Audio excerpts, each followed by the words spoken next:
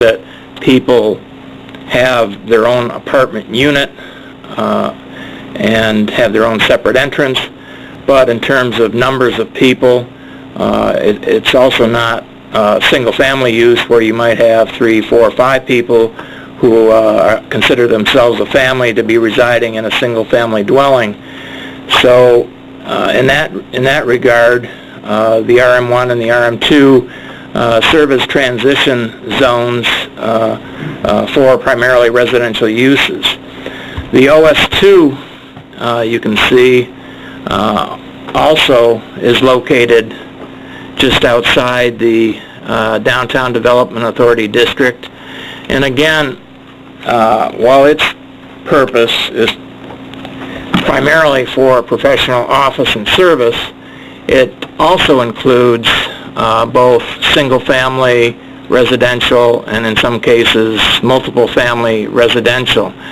So all these uses, the OS1, the OS2, the RM1, the RM2, they have their primary intent, but they also provide for a variety of uses because it's understood that there would be some sort of transition in intensity between commercial uses and residential uses further away from the business district.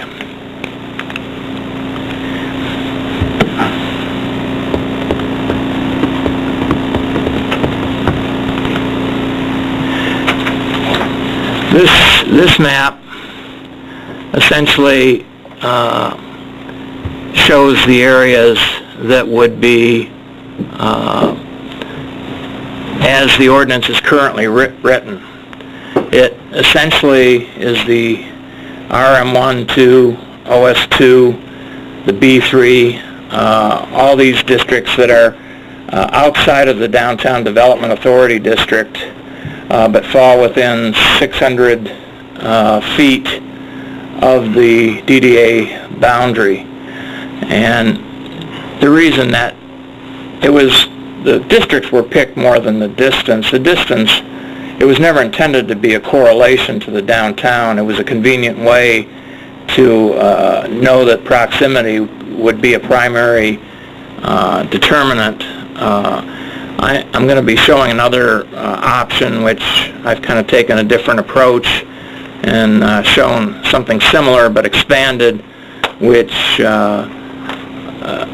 relies more on the district designation than it does a linear distance from the DDA district. It kind of breaks that association in the next map that I'll show you. But it should be known too that the B3 and the B3 north of town, north of the DDA district, and the B3 south of the DDA district, that probably half to 3/4 of the properties in that zone would be ineligible under this overlay district because it also has a protection that any buildings considered in those areas would have to be a minimum of 40 feet from the street right-of-way line. So all the buildings that you see that sit close to the street, all those properties would be not even under consideration for a future shelter. And so as you start thinking about application of this use, you can see real quick how dramatic the reduction of areas that can be considered are. And you know, the other consideration is to not be so limited that you only identify one site that somebody might be able to apply for. So while you don't want the area to be massive or expansive, you also don't want it to be so small that someone couldn't achieve the goal of trying to find an acceptable location for the use. Now, the final map kind of takes the same premise, and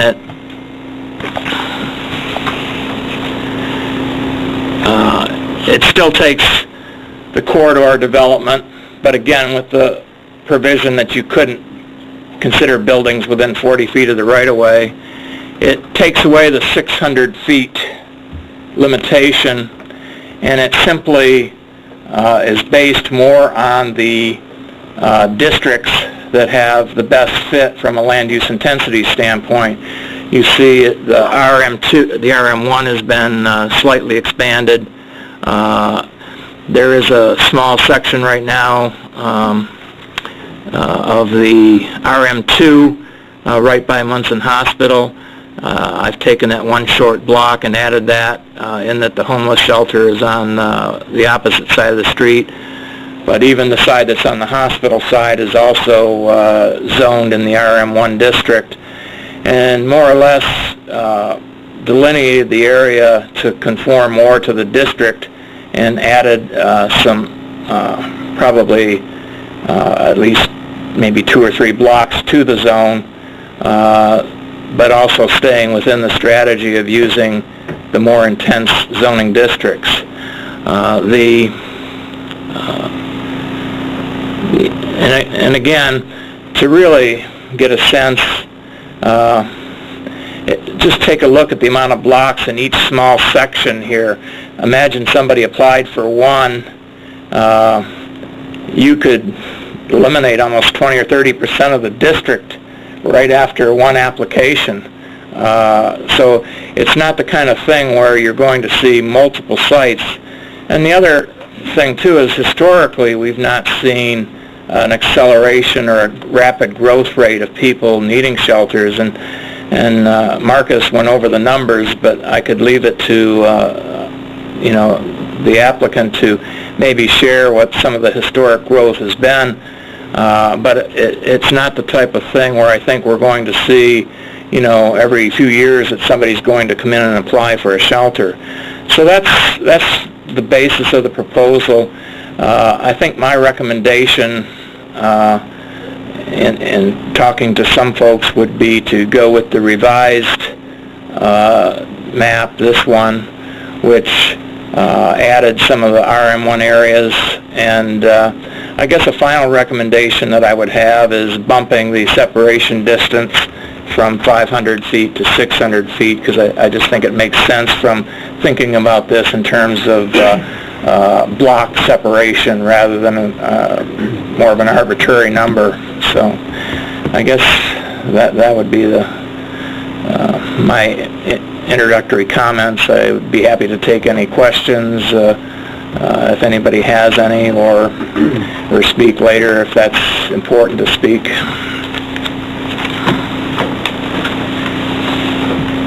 John, the shelters we have here now, there's 2 of them within the city right now.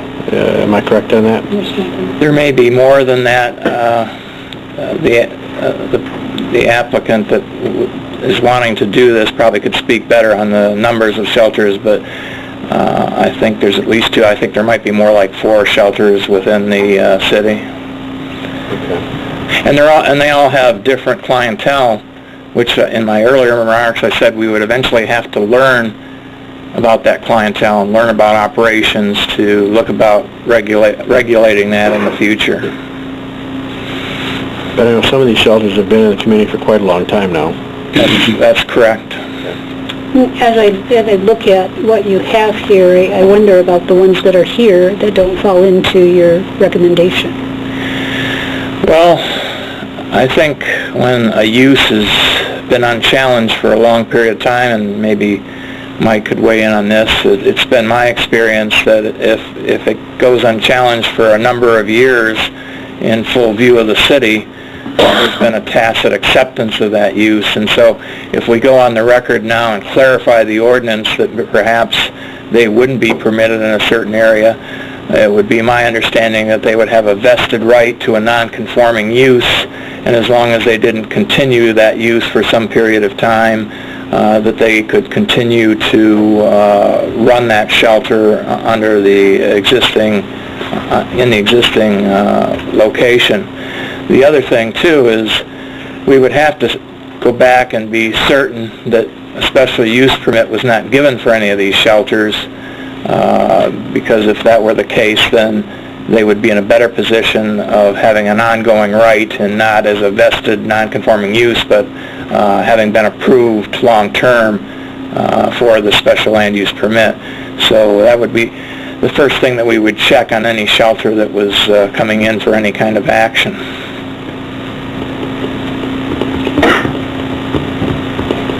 I have a ton of questions, but I'm wondering, if we should go.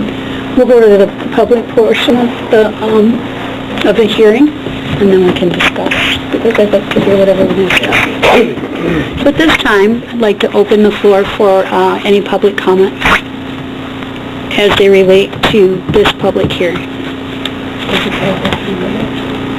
And if you would keep your comments to 3 minutes, that would be very helpful.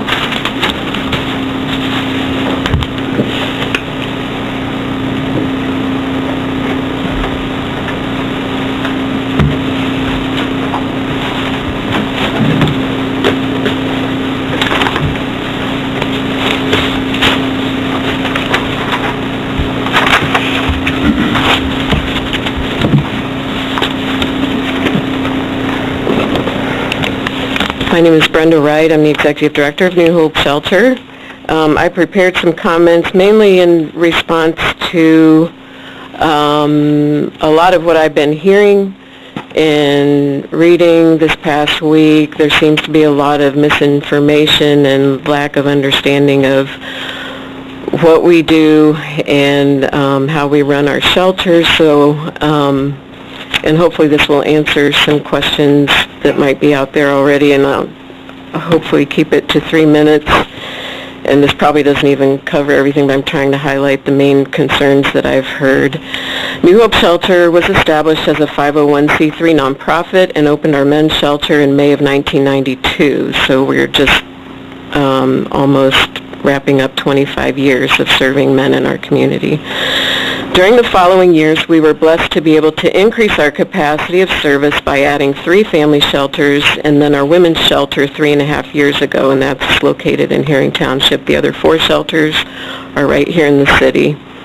Based on experience, I'm guessing that many people in this room may have been aware of our men's shelter before tonight, but not the other shelters that we've operated for years, all of which are located in residential neighborhoods. I believe this is a testament to the fact that our quiet, faithful service to our community has been an asset, not a detriment.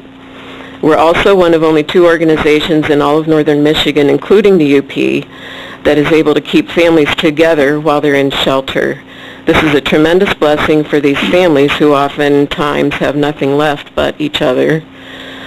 Our goal for everyone in our shelters is that when they leave, they're going into permanent housing. They don't come and just sit and bide their time. Everyone is required to participate in case management, which includes collaboration with other agencies in town such as Northwest Michigan Community Action Agency, Community Mental Health, and Catholic Human Services. We all work together with our shelter residents to identify and remove barriers that could keep them from getting housed, and we refer them to other agencies and organizations for help with other specific needs that need to be addressed to help them move forward. We have a rule of thumb of 90-day maximum stay. However, there are times when it takes longer to acquire housing due to various challenges, such as finding affordable housing, sufficient income, etc. Our shelters are already highly regulated through an annual contract we have with the state for a limited amount of funding. We have regular safety inspections and maintain all the houses to blend in with the neighborhoods. We are acutely sensitive to the importance of being good neighbors so we can continue to do what we do and fulfill our mission to shelter the homeless. I'm also aware of the concern with out-of-county people coming to our shelters here in Cadillac. The top priority for all the agencies involved in serving the homeless here in our community is to take care of our own people first. Anytime someone calls seeking shelter, I ask a lot of questions to understand their current situation and where they're calling from. If they're not from Wexford or Missaukee counties, I refer them to the agency in their county that is designated and funded by the state to address the needs of the homeless there. We also have people who come from out of county without calling first. A friend or relative may have told them to come and stay with them, but the arrangement didn't work out. Or a young man from another state met someone online, came, lasted for about a week, and then got kicked out. And we're seeing that happening more and more. In most of these cases, the best solution is to arrange for them to find their way back home. And there are agencies who work with these folks to help make that happen. And yes, there are those who are transient and just show up. And oftentimes they stay for just a night or two and move on. But I don't believe anyone here would ask us not to provide temporary emergency shelter to any of these folks, especially on a night like we had last night.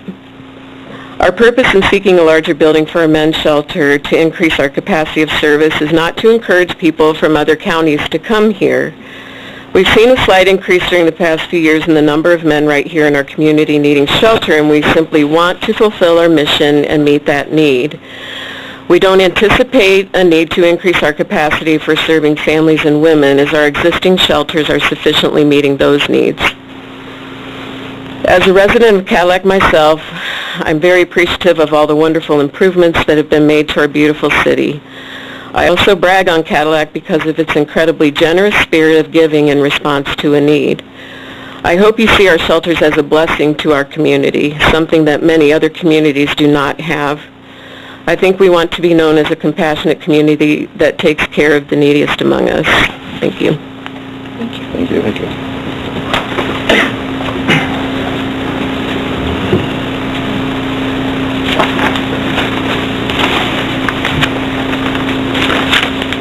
Wanted to hand out, I have some petitions and some information I wanted to hand out to the City Council.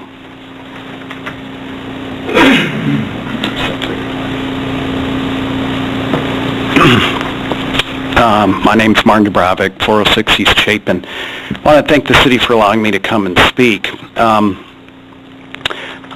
I don't have a problem with helping homeless people.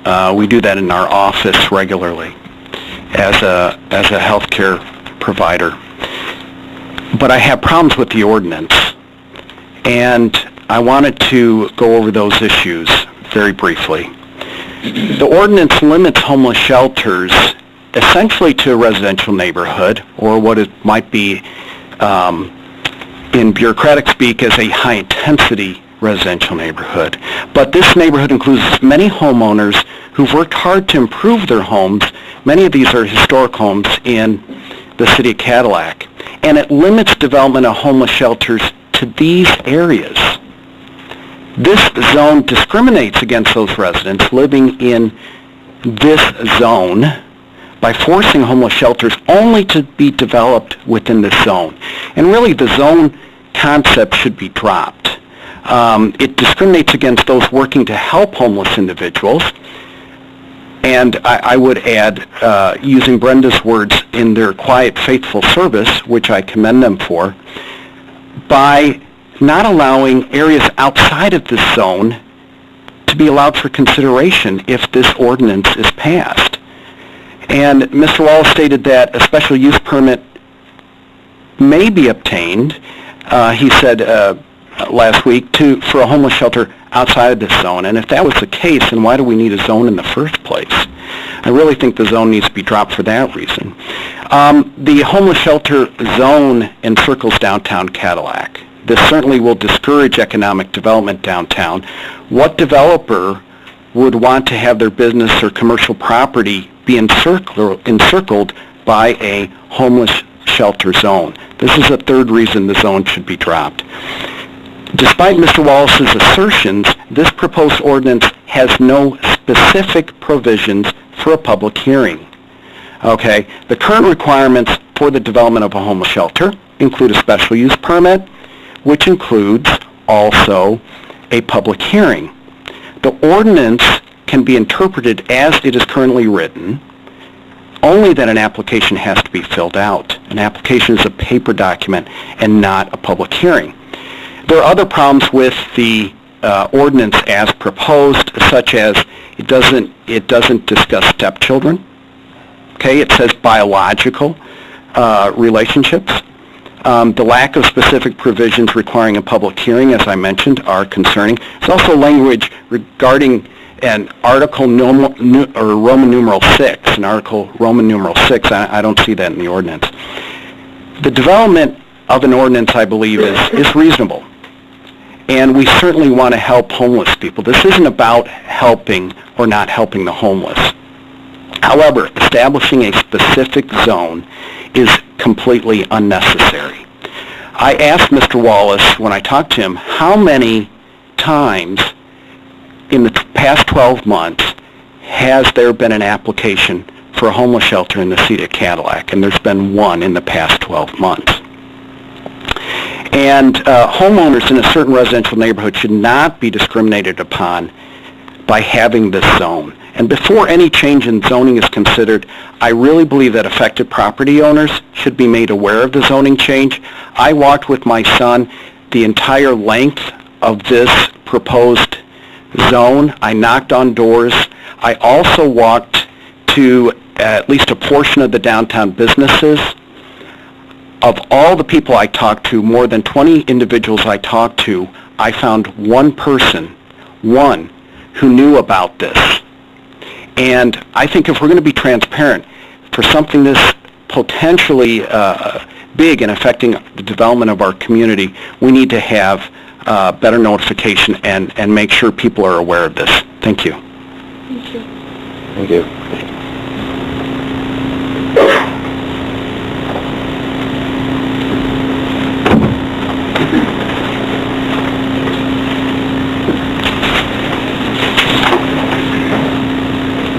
Hey guys, my name is Mark Featherston. I live in 438 Stimson Street in Cadillac, and I am on the board of the Downtown Cadillac Association. I am not speaking for the Downtown Cadillac Association, but in that duty I've spoken to several members, and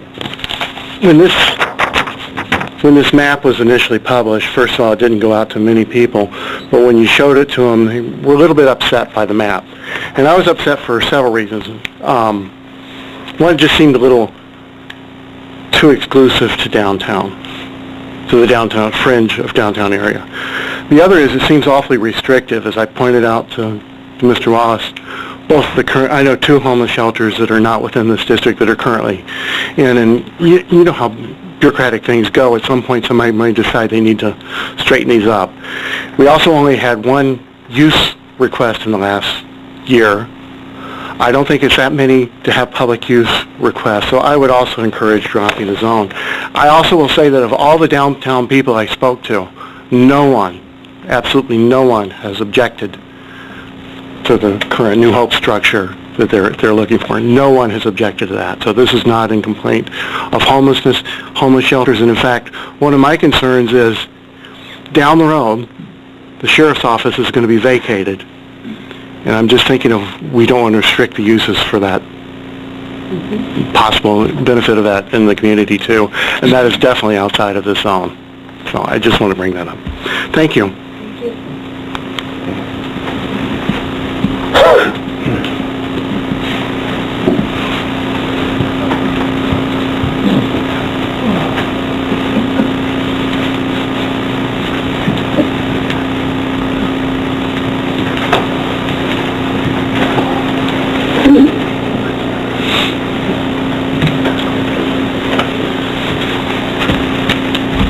Good evening. My name is Gordon Boss. I live on Houston Street in Cadillac. Far away from what you're talking about right now. I'm here to support the homeless shelter. I'm here to support New Hope, but I don't know if what I'm going to say is what they want me to say, so I'll just say what I believe. I'm aware of what their new location or proposed location is. I think it has a lot of merit, and it's got a lot of things that I think you'd want to see in a homeless shelter in terms of proximity to other things that homeless people need. I'm also your district court probation officer in this community, and so I'm aware of what some of the homeless people look like, because some of them are misdemeanors, and I'm trying to make them into former misdemeanors. And I have some success in that, and I also have enough failure to be humble once in a while. They need some provisions. They need access to maybe some substance abuse counseling, which is close by, to a drugstore, to a grocery store, maybe to the library. And so in that way, the location that New Hope is looking at is, I think, has a lot of merit. But I guess I want to go back some years to where New Hope is now. I was on the board of directors of the church that helped sponsor New Hope and the location was picked by a house that was available and donated for use. And so I guess I'm here speaking against zoning this. I'm here to say this happens so rare. These aren't businesses where all of a sudden somebody decides to go into the homeless business and make a profit. These are really rare circumstances, and you need to take a look at them individually and what the desired population is. Houses sometimes are donated, and they're probably not going to be donated in this section. I've always thought as a probation officer it'd be nice to have a men's homeless shelter in the industrial park or real close to it. Many of these people are homeless because they just got out of jail, maybe because of drunk driving, and they weren't able to hire Steve King to defend them, and so they got convicted. Sorry, Steve, but you knew that some shot was going to come this way. Okay, and so they need a job, and they need to drive. They can't drive to a job. They don't have a house. If you don't have a home to live, you often don't have a car, and you often do not have a driver's license. Not always. There is no such thing as always in the 50 shades of gray of homelessness, criminal justice, problem people, a little bit of mental health. It's just really varied. And so, to me, you ought to just carefully consider good people, like New Hope Shelter people. You ought to carefully consider what they come and why they can afford this place, because they can't afford just any old place. Sometimes it's half donated, sometimes it's half bought. There's a lot of reasons why the current ones are where they are. But personally, I wouldn't want to eliminate one from being near the industrial park. I always thought it'd be neat to have people be able to walk to work who had lost their license and need to get started to get back on their feet and pay the fees that you got to pay before the Secretary of State will give you a license. So overall, I'm encouraging you to not zone something, especially when you're making your downtown people quite uncomfortable, and to keep it instead to just make sure that every applicant that comes every 10, 15, 25 years, and I don't think the first one's ever had an applicant. I think they just sort of silently happened by good faith-based people, and then they ran them well. But I would think you need to consider the circumstances of where a good group of people wants to do one, and it's not going to come that often. It just seems to me you're making some folks nervous for reasons that are really not that great. And they got to go through, from what I understand from Mr. Wallace, they got to go through a special hearing anyway. So they still got to do that. It's not like they'll have the right to do one, I don't think, unless I was wrong on that. They'll have to have a special hearing. Right now, the proposal requires a special land use public hearing. Yes. Yes. Okay.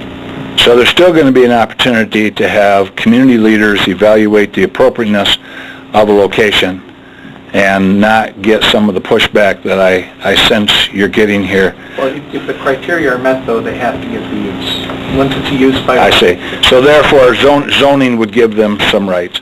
I got a feeling that my friends that are on the board of directors, and I do some volunteering at New Hope, that they can pass the sniff test of a special hearing. Again, I don't know whether I've pleased or displeased them, but I have sat in places with more empathy than probably some of you know where you're at, and that's just where I would be inclined to go with this. I know homeless people make us nervous. We wish they would just go away, and we wish we didn't have homelessness. It's not a reality.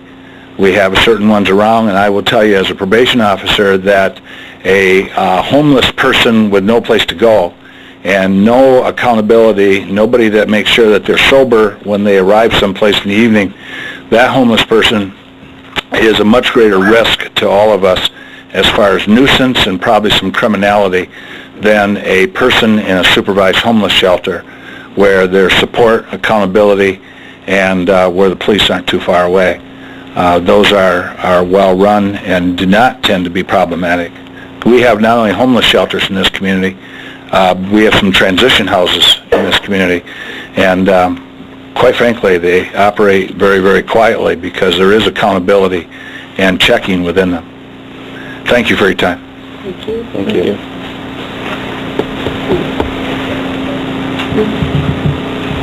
Good evening. My name is Stephen King. As many of you know, I've been involved. I'm currently on the board of the Chamber of Commerce. I've previously been on the Downtown Fund. I'm on the board for CWTA, and I'm also a resident on Holly Road. I'm here tonight because literally it was just this weekend I found out about the proposal of this ordinance, and I live right down the road from the proposed site, and I had no idea of it. And my concern is that in a community that we've done so much good, and I agree with Dr. Dubravik, no one is here saying that we don't want to provide for the people in our community and provide for the homeless. But when we have had such an investment in our downtown to try to bring it back, when we've had investment on the White Pine Trail that's right at the end of the portion of the map that Mr. Wallace has, we've had the investment of Baker College and other businesses to bring residences downtown, not to communicate and to get input from the community prior to deciding on the zoning and the ordinance for that zoning is negligent on all our parts. I think we would all agree in the past few years one of the recurring issues in our community is the lack of communication between entities, whether they be governmental, private, etc. And right now we've gone through so much work, I can tell you through the Chamber and I think through the Industrial Fund, to talk about economic development, to create a very friendly downtown, to bring in the White Pine Trail, being part of CWTA, getting the bike racks on the buses so people could come and stay here and have their bikes, being part of the JARC funding, which now provides for after-hour busing so that some of the concerns that Mr. Boss talked about are solved, because we can have shelters where they would go in areas of our community and these people can get to all the necessities for barely anything, $3 a ride and up to midnight every night. So that to put a zoning chokehold on some of the creative thought that might go into helping this people is short-sighted.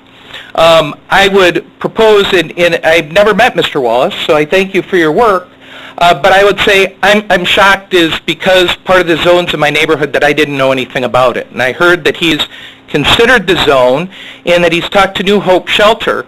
But since this weekend I've called business owners. None of them knew downtown that this is happening. I've talked to my neighbors. None of them were contacted about this happening. My wife Lori talked to the manager of Family Fare tonight, who expressed her concern because they have loitering issues right now. They have problems in their parking lot, and they very much would like to be heard about a potential shelter. The new shelter is proposed for directly across the street from them, and that caused them concern that they would want input in. The last thing we want to do is drive a business out of the area. The grocery business is hard enough. Family Fare serves a neighborhood there. Last thing I would want to do is have the law of unintended consequence come into play because we have not communicated with people. I would ask the council to consider sending this back to the Planning Commission so that we can have the type of discussions publicly and get, for example, Family Fare, Harbor View. I had a concern because so many Harbor View residents walk the path in front of where this men's shelter is going to be. I think Harbor View would want some input as to what's going on. I believe Mr. Pescia knows right now there's kind of an issue with loitering at the corner of South Street, Holly Road, and Lake Street in the Harbor View Park by people. Those are issues that I think we need to vet and talk about so that we can help the people that need to be helped, but we don't have the law of unintended consequences stifling economic growth, causing a problem, in this case with the White Pine Trail coming in and the neighborhood that's there. This district would include the apartments on Holly Road as being eligible for a homeless shelter right now. I don't think that would be a use. Mr. Wallace has said, well, many areas won't qualify that we have in the district. If they don't qualify, then why do we need the district? Why do we need to define it? We have 5 shelters that I counted in the city of Cadillac right now that are doing a great job that went through our current process to be able to be where they are. And it's worked. And I would say the prior council and the prior manager did a great job in doing that and making sure those came into play. Do we need this when we have answered the need, when the need has arisen? So I would ask that you remand this back to the Planning Commission, and I would volunteer. Most of you know that when the millage process came up for CWTA, there was a controversy. Some people wanted to shut CWTA down. They didn't want to have communication. There was a fight. I would volunteer to be part of a citizens committee, to chair a citizens committee that would work with Mr. Wallace, work with the Planning Commission, and help get Family Fair involved, Harborview, the Downtown Fund, the Industrial Fund, the churches that are interested in working on this issue, the economic development work that's going on and whether we may have some input that way, the chamber, and make sure neighbors know what's going on. I don't think, especially as Dr. Dubrovic talked about, we have a beautiful historic district right now. People have invested money. We don't want to scare others from doing the same thing because we've acted rashly and quickly and laid out this map that kind of looks like a claw around the city of downtown Cadillac, that whether it's perception or reality would prevent people from investing in our homes, investing in our businesses. And talking to another business owner down in the area of the proposed shelter across from Family Fair, they were talking about how much things have cleaned up on Cottage Street because people have invested in making those rentals, single-family rentals, and how much it's cleaned that up. We need their input. They've invested dollars into that area. That doesn't mean that we ignore the mission. I think the mission is critical to help our homeless, but I don't think we slip it in without the thought. I think if we can send it back to the Planning Commission, I would volunteer to be in charge of a citizens committee or work on a citizens committee so that when it comes back in front of the council, you have the best information, and maybe the Planning Commission will decide, based on that information, we don't need a district. We do have 5 shelters. It has worked. Do we need to do that? I would thank you all for your time and your consideration in this matter. Thank you. Thank you.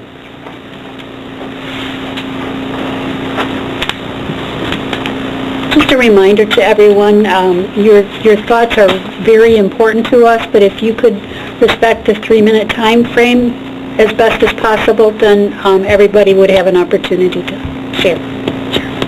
Hi, my name's Gwen Dubrovic. I'm at 406 East Chapin Street, and I had an extensive conversation with Brenda earlier this week. And for instance, I myself had thought, I don't remember who up there had said that thought there were 2 shelters in town, and that's what I myself had thought as well as the third one up in Herring Township. I'm sorry, 2 in town and 1 in Herring. And then I found out that there are 5 in town. So there is a testament to how well these have been run, that this is kind of quietly going on and people are being helped. And I, as I talked to her about the perspective that I felt and some others had shared with me, that it's not about that you would want to shut the door in the face of someone on a freezing night and things like this. You want to be able to help your fellow man and lift people up and through these programs and whatnot. But when you look at perception and reality, the fact that anyone who is planning for a business or anyone who is savvy about looking at the community before they just simply move there, even if they're an employee, they look at all the demographics of the town, as well as zoning and the school systems and all of these things. Anyone moving to a town who is reasonably going to be productive and contributing and all these sorts of things, and they're putting a lot of thought into whether or not to relocate, they look at those kind of things. And just a comparison is the historic district that's been implemented. It's very, very small, just a few blocks compared to the resources of historic structures we actually have in town. But it's that perception is reality. People say, oh, this is a historic place. Oh, it must be quaint and cute and adorable. Yeah, let's look at this town. For people that know that that is such a big thing in so many areas across the country, restoration and preservation of historic buildings in the business sector as well as the private. So you look at that as someone relocating and you say, there's nothing about that that's not a positive. For those that live in the zone, they feel it very little. It's like one house can be in it, right across the street they're not in it, right? But it's just knowing that historic preservation-minded people care about their town, they're contributing, they like the quaint downtown and old town feel and all this stuff.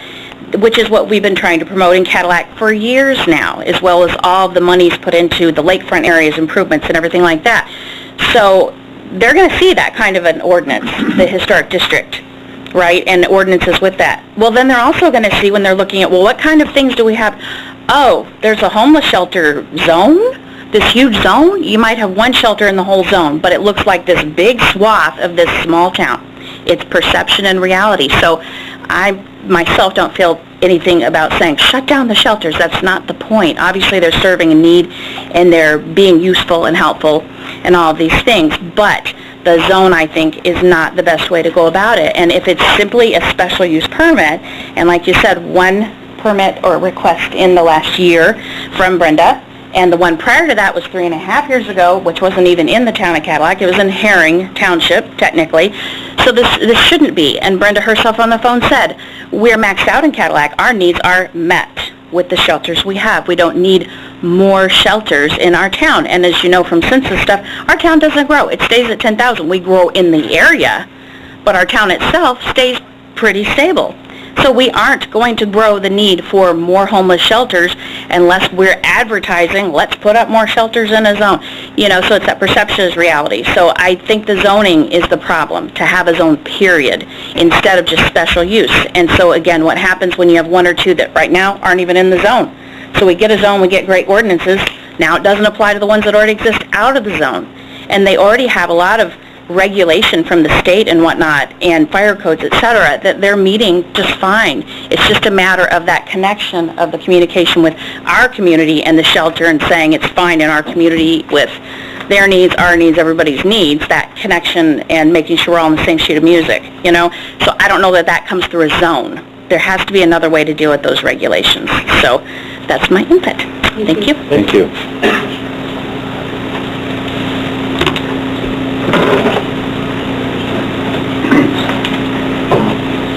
Good evening. My name is Michael Hayes, a resident on Holly Road, and I'm a new attorney in town. My wife is the new OBGYN in town as well, and I just wanted to state my concurrence on the record with Mr. King.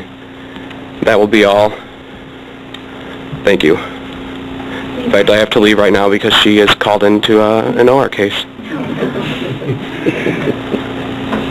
There's the population. Thank you. Hello, my name is Adam Travis. I'm a housing resource specialist at Northwest Michigan Community Action Agency. Basically, I run housing programs for the homeless. I've been doing it for about 4 years. I worked very closely with Brenda and the men at New Hope Shelter for the past 4 years. And I just kind of wanted to introduce myself and let everybody know that there are programs helping people experiencing homelessness to where you pay the rent, pay for security deposit, and then not just write a check. The most important part is the case management, in-home case management, where I come in, and the short is to do whatever I can to make sure they never have to experience homelessness again. And I wanted to introduce myself and kind of let, from my experience, the people know that depending on the zone or depending on what goes on, if this shelter comes in by Rite Aid, through what I've seen, if people are worried about loitering, stuff like that, really nothing's going to change. These guys are walking from where they're at now, that same path. In my opinion, the only thing that will change is that they'll be better rested, they'll have a less walk, they'll be less cold, and they might be more apt to get things done that's going to end their homeless situation. I'm also the chair of the COC here, where we meet monthly, and other agencies we discuss how to end homelessness. And I think that's the most important thing, is ending homelessness. Not zoning it or policing it. It's everybody should be involved to end it. Every person has the right to a home, and I feel very strongly about that, and that should be at the forefront, is to end it. So, thank you. Thank you.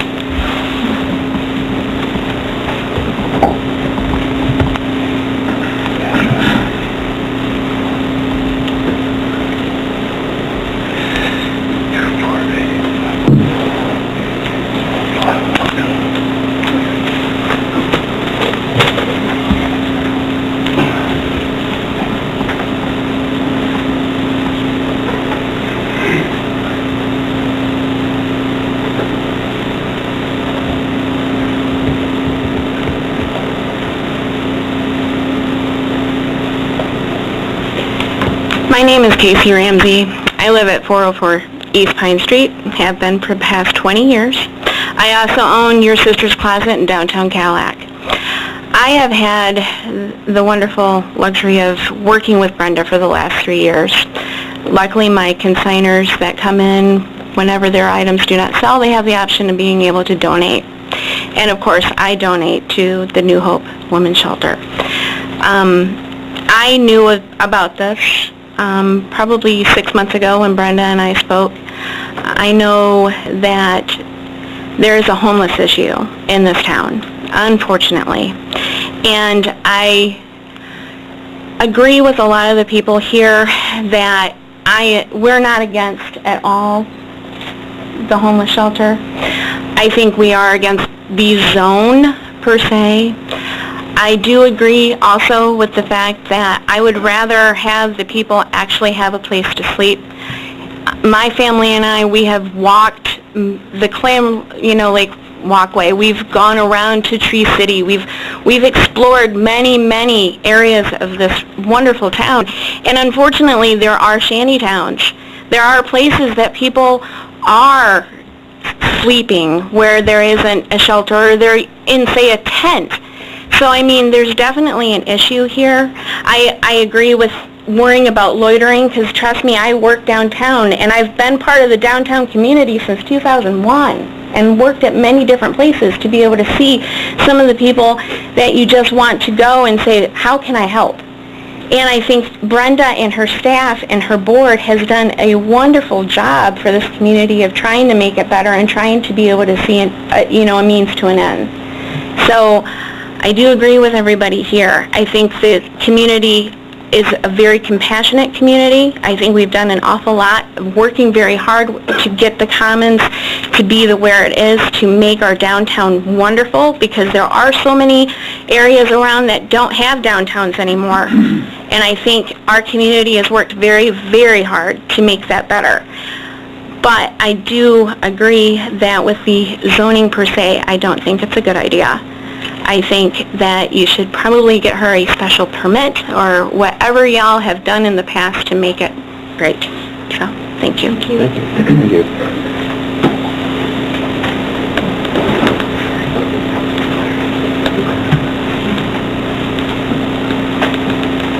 My name's Holly Henderson. I live on 414 North Simons. Just in response to all the concerns, I would ask if there has been any data collected on similar situations in other cities. I'm guessing that's a no? We typically don't get into a back and forth, but I'll just simply say, as council members know, the Planning Commission spent a couple of months doing their analysis before it came to council for consideration this evening. Okay. So there's information that they had. Thank you. That's it.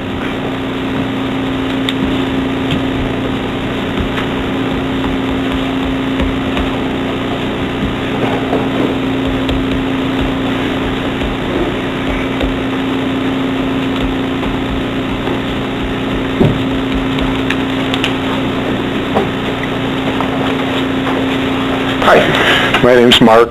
I'm on the New Hope board. Volunteered at New Hope for about over 20 years.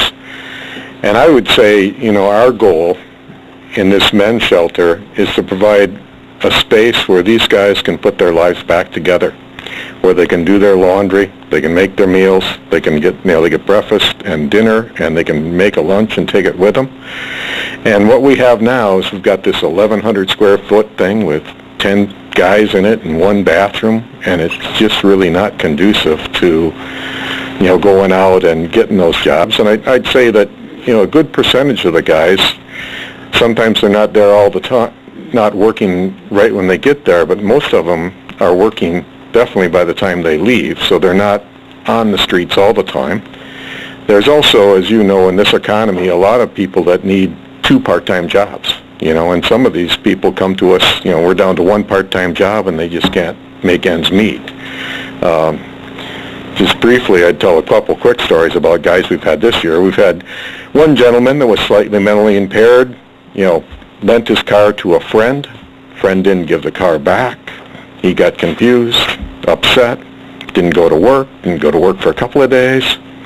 lost the apartment, lost the job, came to our place, you know. Police found the car. Our director helped get the job back. He started to put things together.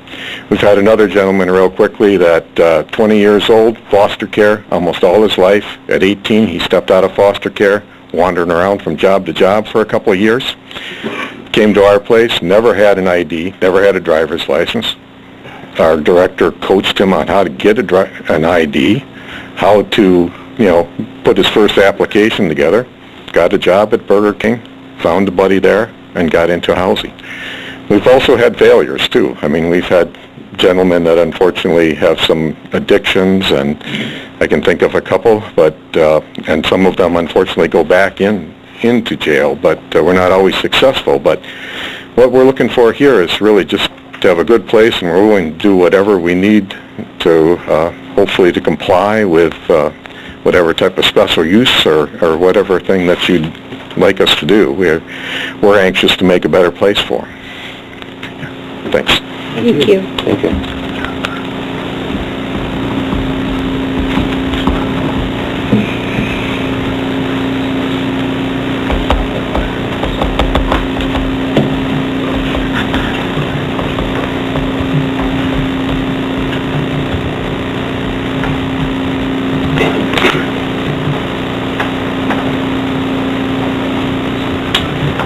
Hello, how are you doing?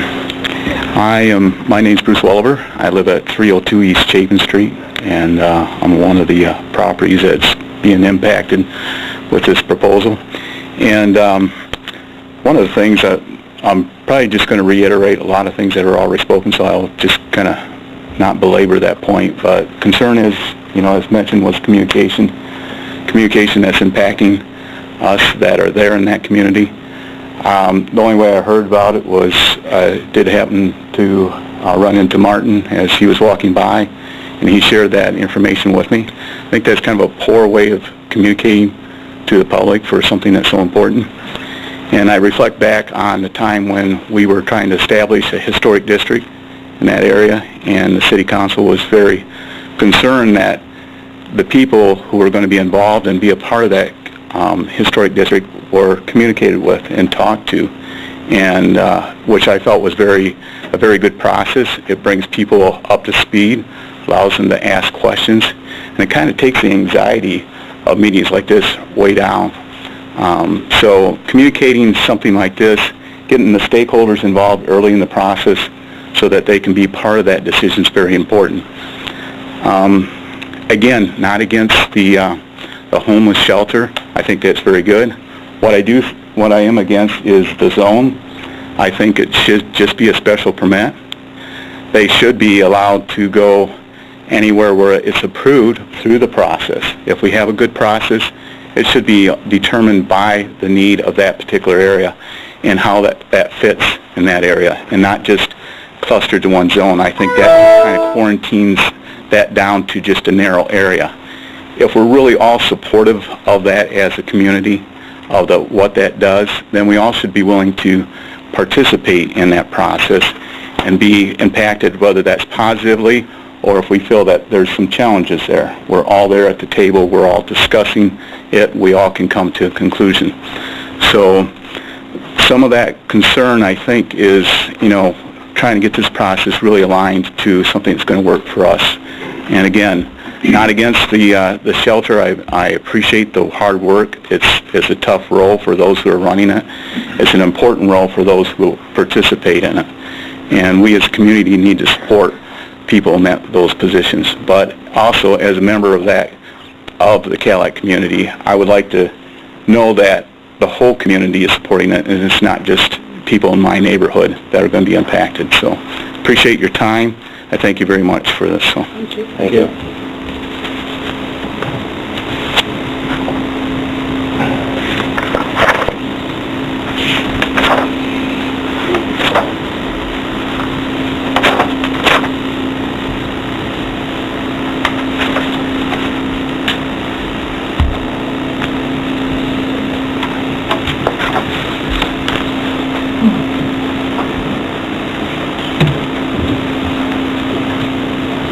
My name is Steve Cunningham.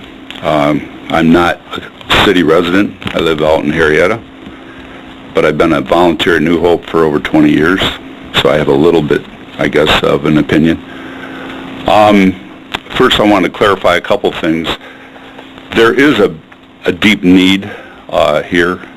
There's been a little bit of conversation about whether there's a real need. The men's shelter sometimes is full to capacity with local guys who need help. Many of them are vets. That has not been mentioned. We have vets there from Desert Storm, from the Gulf War, from Vietnam, and from the Korean War while I've been there. We often have homeless people that are vets. For some reason, whether it's stress from their war situation or just not being able to re-enter the job market the way they thought they could, they end up homeless.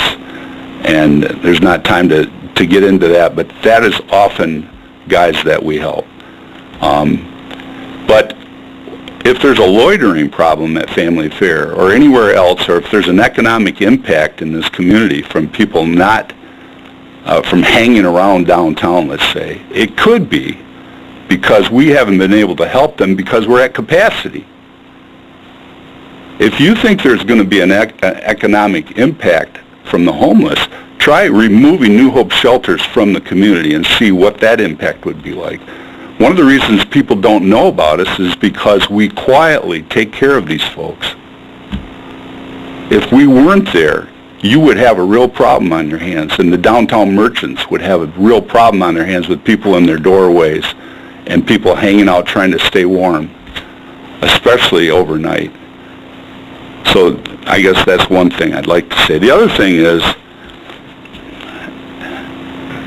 and I want to be kind, I guess, but sometimes when people oppose things, they want to say they support it in concept, but they don't want it in their backyard. There's an acronym for that.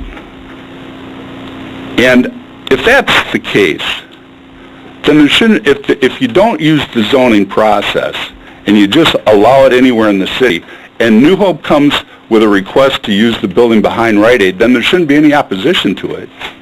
Because that building has everything that New Hope needs for a new men's shelter. It has the exact location that these guys need because it's close to the amenities that they need to get a ladder a foot up.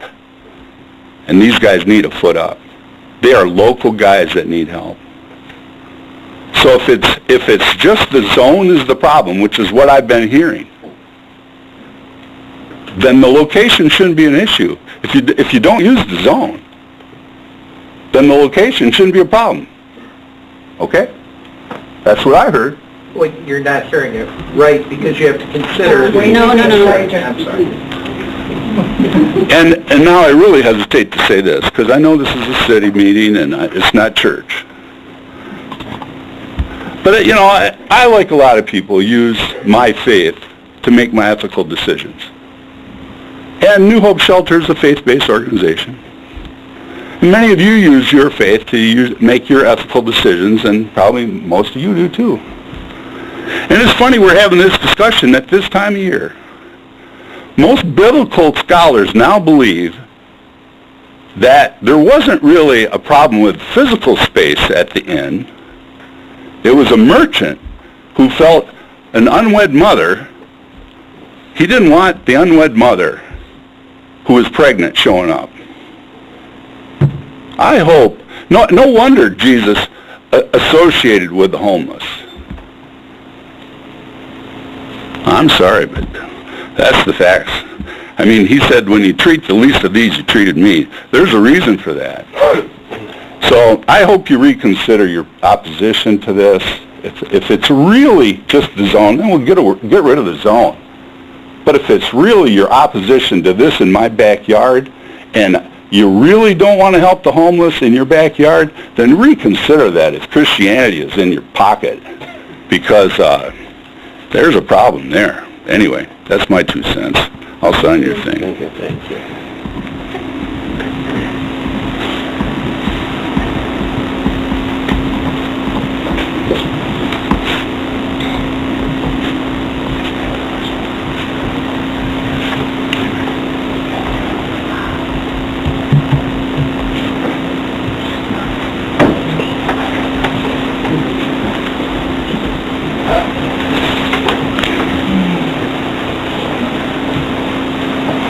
Hi, my name is Will Markham, and I pastor at the Revival Center Church, and I've been there for 25 years. When I came to Cadillac 25 years ago, there weren't these homeless shelters. They didn't exist. And so many times we kept our church open 24 hours a day because there was no options when people got off the bus across the street from us. And they would come in at 10 o'clock at night from the Greyhound bus, and there was no place for them to stay. And some of them would have frozen to death in the wintertime had it not been for an open church door. There were times when I invited them into my house. My house was right next to the church. And I've watched what's happened through these years, and I've been excited to see that there's such a heart in this community to deal with the problems that we have with homelessness. And I want to say that I'm so thrilled tonight that there's such great unity. Every church would love to have the unity that's in the room tonight because we all believe in New Hope Shelter. So I'm like going, wow, that's a great thing that we all believe in what they do and the work that they've accomplished. And I just wanted to say whatever it takes, whether it's zoning or no zoning, we need the work that they do, and I'm very thankful for it. Thank you. Thank you. Thank you.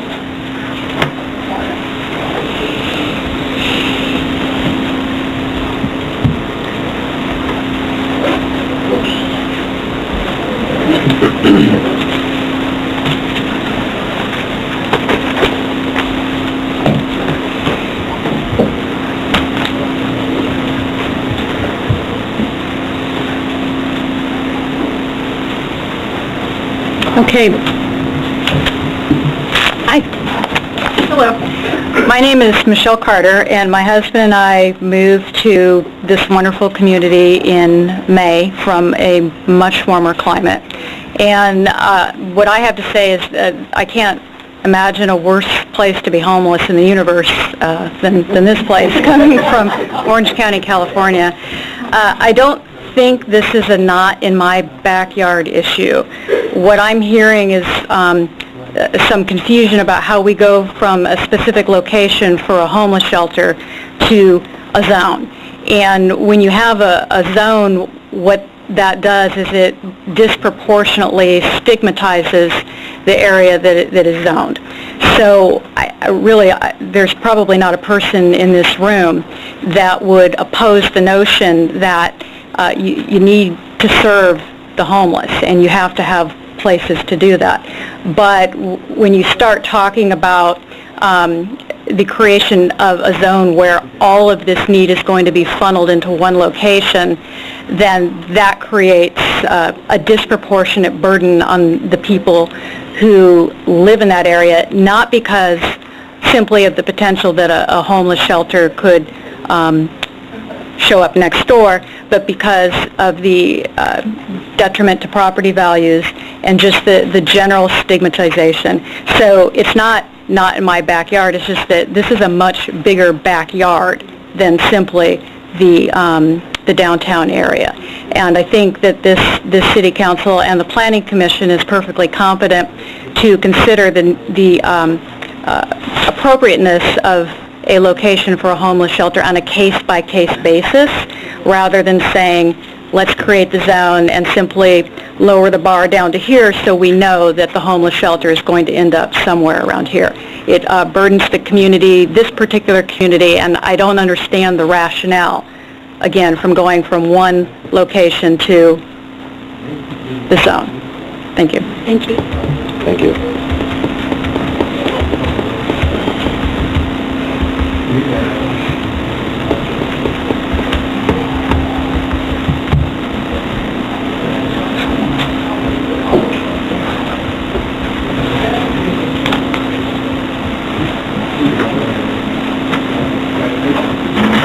Okay, seeing no one else, we'll close the public comment portion of the hearing and move towards some discussion amongst the council and staff. Yes? First of all, I really appreciate, I have to say, I appreciate what everybody has had to say tonight. The New Hope Shelter, where it is right now, actually, the idea happened in my living room more than 25 years ago. There was somebody living behind the Kmart, and Jack Perkis and my husband Dave Bunce and some other people stopped by at my house and said, what are we going to do about this? And it was this time of year. It was just before Christmas, and as you said, it opened in May of '92, that very same year. And the only way that it opened was because the hospital donated the house, and it was what was available. And within that short period of time, it became functional. And as you can see, since '92, it's been going and growing, and you're doing such a wonderful job. And there are still people in our community that need this kind of help. Not just a bed overnight, but as you say, the wraparound services, this sort of thing, the way that this is done. So I wrote down, I took notes on what everybody said, and I wrote down some questions, I think, for us. First of all, I think the one point about how do we go from a permit to a zone is a really good question, and I understand the need for policy and process and for having stuff in place. But my question is, if we have a special use permitting system that clearly is effective, and I came in here saying, yeah, this is a great idea, thinking that it was something that is going to help homelessness.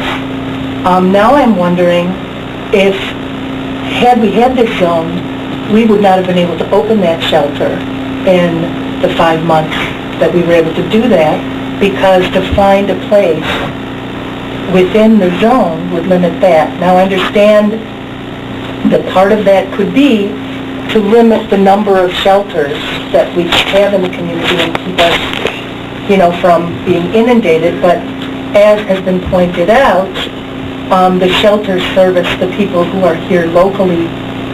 So that's one question. How did we go from a permit to the need for a zone? Can somebody answer that? I can. Thank you. To say it as sort of directly as I can, we don't have the authority, as our zoning code is currently established, to rightfully issue a special use permit upon the review that was made when the application came in. The issue, or the crux of the issue, if you remove the nature of what the use is one of zoning in and of itself. Zoning in and of itself does discriminate. It discriminates what uses you can have in certain geographic areas within your corporate boundaries. I mean, that is what zoning does. You have an industrial zone, you have a residential zone, you have a commercial zone, and then there are uses that will all fall within those various areas. What you're being faced with this evening is a recommendation from the Planning Commission to create an overlay zone that sits on top of these other various areas that already have succinct succinct language within the code governing what kind of use can occur there, that would then allow this to occur as a special use. So that's why, if we can just move forward in our head, assuming that the code is amended, that would allow this overlay zone to be in place, regardless of where, forget that for a moment, just pretend that it exists somewhere. That would then allow for the special use application essentially to be processed. That would then call for the public hearing, the Planning Commission would then hear, and assuming that the criteria was met, they would then get the permit that they would apply for. As a part of that process, everyone per zoning code, per the Zoning Enabling Act, everybody within like a 300-foot radius would get a letter to the House advising of the public hearing and what the purpose is and whatnot. So there's a whole salient list of rules that go with that. But can this be done without an overlay zone? that it would be special use just within the community, because none of the shelters are in this zone. And had, you know, what if somebody comes up with a place that is willing to, you know, donate it for $1 or something, then would that be out of the possibility of orbit? Can we ask the question another way? Yeah. Rather than, if we're gonna do an overlay on the city where we can have potential homeless shelters sit, where in the city would it not be the right, where would it, if we were going to expand it, let's think about where it shouldn't be rather than where it should be. That's a prohibitive zone. That's one of my problems with this, is it's too restrictive. You know, Mark Featherston gave us the idea of, you know, what happens when the sheriff vacates the jail that they're currently on. I thought of, you know, and Gordon said, what about the industrial park? You know, I thought the same thing, somewhere out on West Division near my house. Maybe that's a good place for a shelter. We don't know. And we don't know what buildings may become available at some time, and, you know, for a shelter. And so for us to do this overlay, it's restricting it just to that area. It is, I just wanted to add. Is that the purpose? Yeah. Well, that is what it does. And because some of the areas on the outskirts of town might be appropriate. And I'm going to, this is just for thinking purposes, I'm not advocating a certain position one way or the other, but if you had, and when I say you, if the city had a petitioner saying that they wanted to put in, you know, $1 million condos, but for some reason they want it in the I-1 or I-2 district, we would say no. And the reason why we would say no is because we're reserving, you know, the zoning within, or the land within that zoning to accommodate industrial, you know, expansion or attraction of a new industrial type use. That's not the best place for that type of product. But that's not an overlay zone. You see? Think of the, you're right in that it's restrictive, like all zoning is, right? So we tend to cluster commercial uses in commercial zones, residential uses in residential zones. What an overlay district does is it recognizes that this particular use could potentially be located in various districts without going back to those specific districts and amending. So you could do away with this overlay district in a second and then add it as a special use to each district in which you thought it was appropriate. That could be industrial, residential, commercial, and taking all of those districts combined, then you would add it as an amendment to each one of those sections as a use permitted by special use permit. The real problem is not, part of the problem is not just the zones, but the fact that you have no standards to apply to the use under a special use permit process. And that you have to do in order to make it a valid and lawful special use permit process, right? So you would still likely have all the same restrictions. That is, you know, you're going to have at least this much spacing in between them. There may be a limitation where they can be located, close to schools, not close to schools, like other sort of adult regulated uses of that type. So, and is this insurmountable? I mean, it would a lot of work for someone we know and love. Well, we have the criteria. Yeah, the criteria would likely remain the same. You're going to have that anyways. Yeah, the criteria you can just pull out of this overlay and frankly put it in a special use permit process as an identifiable use. So for homeless or other shelters, these are the requirements that you have to meet, and you would have that located in various districts throughout the city, whichever the districts that the city wanted to allow that use as a special use permit. So it's not terribly difficult to do procedurally.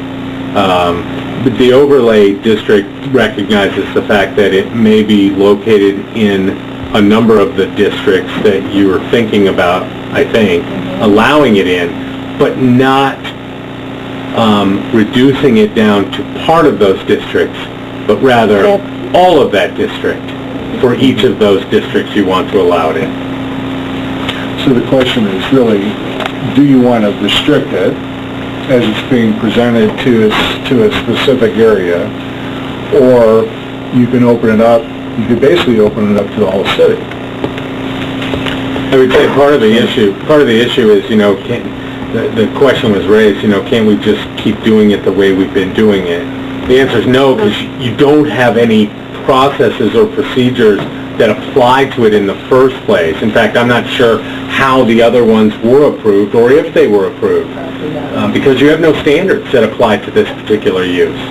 And you need standards to apply to the particular use. Now, you already have those standards as it applies generally to applications for special uses, and then what you would do is you would take the specific review standards that have already been drafted and considered, put those into your special use permit section of your ordinance, then go back and look at the various districts that you want to allow it in, and amend those sections to add these as a use permitted by special use permit in those various districts.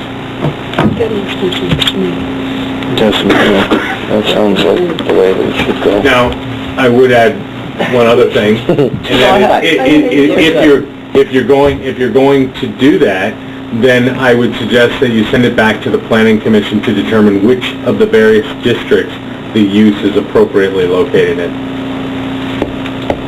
Because right now you would either have to take all of the zoning districts identified in the overlay and then just start saying, well, we're going to add this as a special use permit to each and every one of these districts, and it's district-wide. It's not various components of that district. Right. It's the whole thing, provided that they can meet the standards applicable. But I think it would be important that City Council is able to sort of concisely provide that direction, so that if it does go back to Planning Commission... Yeah, not just a do-over. Right, it's not a total It's not a reset. do-over. Right. Well, we're looking at it a different way. We're looking at it from the perspective of where shouldn't it be rather than where should it be. And I think that's much smaller on the other end. I agree. I'm sorry, Sherry, I Have a didn't... directive? John? Well, I thought with what Mike just said, we're going to end up right where we're at again. Well, not really, because what you'll have is like, I'm getting too old to see without glasses, but... One right behind you. Take the various districts in there, like the RM2. So are you going to allow it in the RM2 as a special use? If you are, then that's not only that RM2, but RM2 anywhere in the city as a special use, provided that they meet those standards. That's right. Similar, with the the OS2, same thing. So are you going to allow it in the OS2? Provided they meet these qualifications, then you would issue that permit. Now, some of those qualifications are a little, there is a certain amount of discretion you can have because there are factors in there that you don't know until you review that application, right? Will it have a detrimental impact on adjacent land uses? Well, it's hard to know before you start getting into a specific application. But just on the